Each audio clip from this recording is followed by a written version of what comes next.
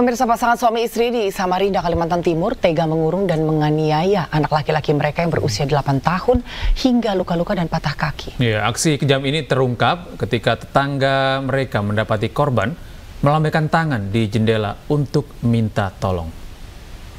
Kenapa, Dek? Kamu diapain? Kamu minta makanan, Nak, ya? Video amatir warga merekam saat BA, anak laki-laki berusia 8 tahun, melambaikan tangan di jendela rumahnya di Sungai Pinang, Samarinda, Kalimantan Timur. Bocah malang ini meminta tolong dalam kondisi penuh luka dan kelaparan. Korban ternyata sudah 1 bulan dikurung di rumahnya oleh kedua orang tuanya. Tak hanya itu, korban juga dianiaya, bahkan dipaksa minum air panas.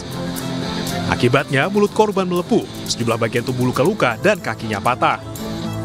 Beruntung, tetangga menemukan sang bocah hingga kasus penganiayaan terungkap. Usai dilaporkan warga, JB dan AK, ayah tiri dan ibu kandung korban, ditangkap polisi. Kedua pelaku tega melakukan penganiayaan karena menganggap korban nakal. Penganiayaan sudah berlangsung sejak awal April 2024. Terus Jibit yang mengikat tangan itu kan. Nah, itu karena apa, Bang? Ya bandel itu. Bandelnya gimana?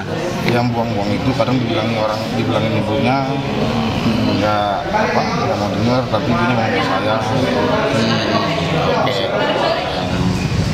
Sebagaimana hasil keterangan yang kita dapatkan, kami hanya dicubit dan diberikan minum air hangat. Tapi fakta yang kita dapatkan, ada bekas-bekas yang saat ini masih kita lakukan pemeriksaan atau permintaan visum ke pihak rumah sakit. Bekas-bekas ini nanti akan kita mungkin bekas siraman air panas, ada yang di mulut, ada yang di tangan, ya jadi seperti luka melepuh. Kedua pelaku ditetapkan sebagai tersangka dan terancam hukuman hingga 15 tahun penjara. Dari Samarinda, Kalimantan Timur, Ardi Wirya, iNews melaporkan. Pemirsa, untuk mengetahui lebih lanjut bagaimana sebenarnya peristiwa ini terjadi, sudah bergabung bersama kami Kasat Reskrim Polresta Samarinda, Bapak Kompol Ferry Putra Samudra. Selamat siang, Pak Ferry. Selamat siang, Pak Ferry.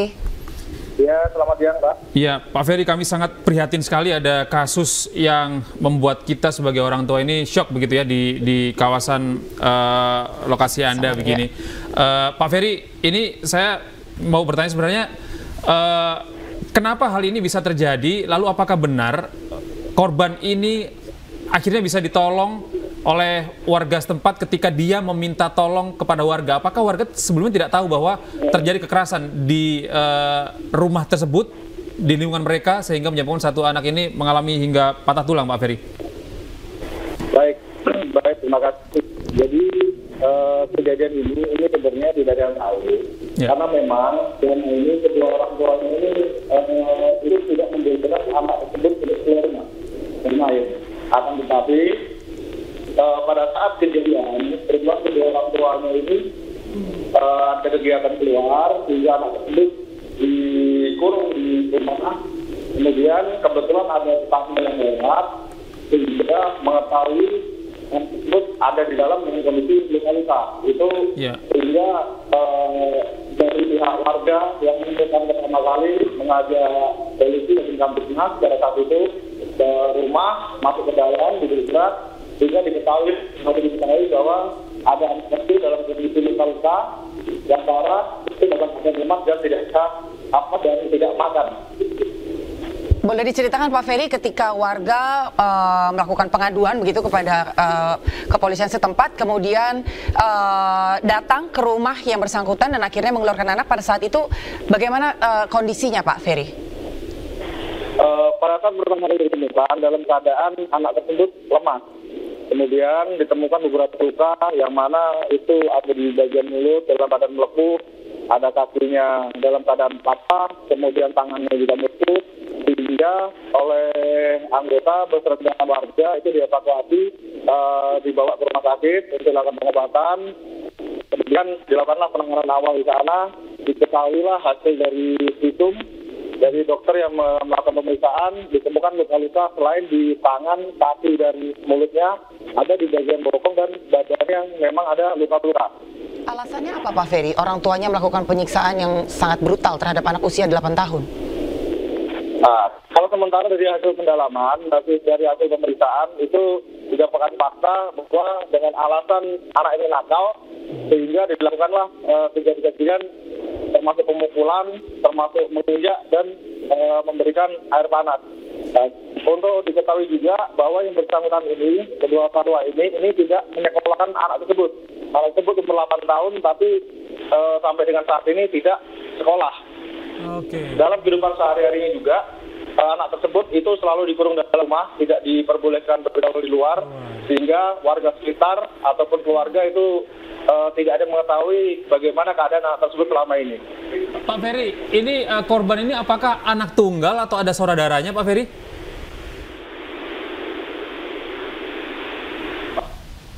Ya, Pak Ferry? Sepertinya sambungan terputus. Apakah Anda masih bisa mendengar suara saya? Pak Ferry? Apakah masih bisa mendengar suara kami?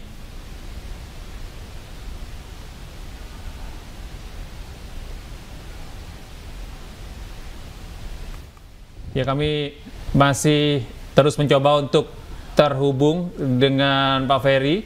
Ya, selaku Kasat Reskrim Polresta Samarinda, pemirsa terkait dengan, ya, halo Pak Ferry. Pak Ferry, apakah suara kami terdengar dengan jelas? Iya. Pak Ferry, Ya, baik, ini Pak. korban ini apakah anak tunggal atau ada saudaranya lagi, Pak Ferry? Kebetulan untuk status anak ini sendiri, ini adalah anak bawaan dari si ibunya. Jadi ini anak tiri dari yang laki-laki, akan tetapi anak kandung dari si perempuannya. Iya. Kemudian dari mereka berdua ini ada anak bawaan dari mereka. Jadi ada dua anak, yang satu adalah korban ini yang tidak sekolahkan, dan satu lagi memang anak yang hasil dari perkawinan mereka berdua. Baik, artinya kekerasan ini apakah hanya terjadi pada anak tiri pelaku atau anak kandungnya juga mengalami kekerasan?